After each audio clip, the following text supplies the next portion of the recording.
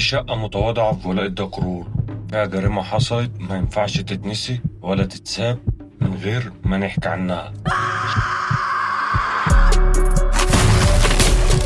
شاب باع كل حاجة في حياته علشان 3000 جنيه.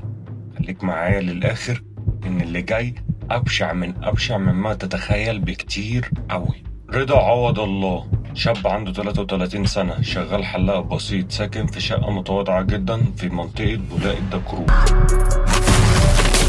متجوز من حوالي سنتين، عنده طفلة صغيرة، ولادها واللي خلاه وقع في النسيب أكتر إن مراته حامل وفي الشهر السابع. يعني إيه؟ يعني خلاص فاضل شهرين على الولادة ولازما يتصرف. مع اقتراب الولادة المصاريف زادت والضغط كبر، بس رضا اختار أسوأ طريق ممكن حد يختاره في دنيته كلها. جارته كوثر محفوظ، عندها 19 سنة، بنت هادية جدا، منقبة، ملهاش في المشاكل نهائي. متجوزة صاحب مصنع ملابس، متجوز عليها وما كانش بيقعد معاها غير يومين كل أسبوع. رضا كان عارف كل ده وكان شايف دهبها وكان شايف بيت فاضي أغلب الوقت وممكن يبقى فيه حاجات كتير، فهو قرر سفر مراته بلدها فين السنبلاوين علشان تولد هناك والبيت يبقى فاضي عنده. النية السوداء بقت فعل جاري التنفيذ. شاف كوثر تحت العمارة، طلع قبلها بثواني واستناها عند باب شقته اللي هي معاه في الدور. مشي يعمل ايه رضا؟ قال لها الحقي، وطلع يصرخ عليها في ايه؟ مراتي تعبانة وعايزة ان هي كويسة. دخلت من غير ما تشك لحظة واحدة، ويا ريتها شكت. دخلت تجري على أوضة النوم، ما لقيتش حد. وهنا المفاجأة، وهي خارجة بعد ما ابتدت تدرك لقيت الباب اتقفل عليها. واللي حصل بعديها لحظات مرعبة. جاحد اتهجم عليها وخنقها لحد ما وقعت بلا حركة، واتأكد إن هي ماتت.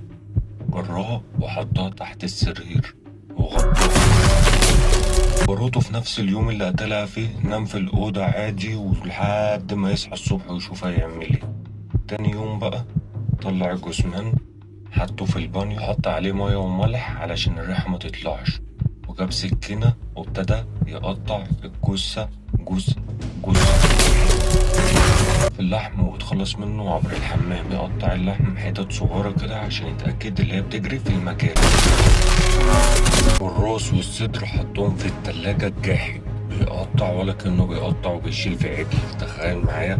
انت تعرف كمان ان العملية التقطيع دي استمرت معاه 3 أيام كاملة، بيقطع ويشفي. ده قسم بقى الباقي في أكياس بلاستيك. تخيل معايا تفكير وصله لإيه؟ كيس رماه في ترعة الزمر،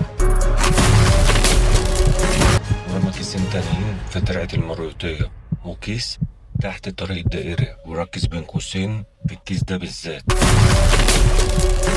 استعان ساعتها بسواق صاحبه وقال له إن دي لحمة بايظة وفاسدة وعايزين نتخلص منها ونرميها.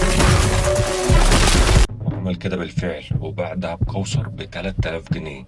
بالتمن ده باع إنسانيته، ضميره، حياته، عيشته. رجع البيت، خبى عظم الفخاد فوق الدولاب وحط هدومها تحت السرير. يا الله عالجبروت، ده بني آدم.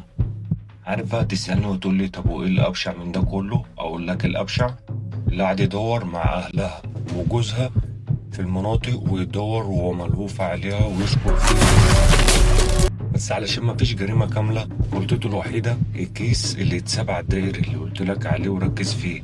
الناس شافته وبلغت، والموضوع بالصدفة اتكشف. التحريات وصلت الشقة، لقت أثر دم، لقت الهدوم، ولقت العظم بتاعها فوق الدولاب. كل حاجة كانت شاهدة عليه. تخيل انت، يا سبحان الله. قبض عليه واعترف بكل حاجة بالتفاصيل، ودل كمان على أماكن الأكياس اللحم الباقية. تخيل.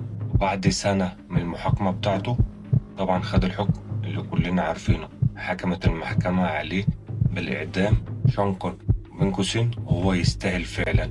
الجريمة دي حصلت في وضع النهار. تخيل. والسبب طمع والأنانية، تفكير للواحد والنية السوداء.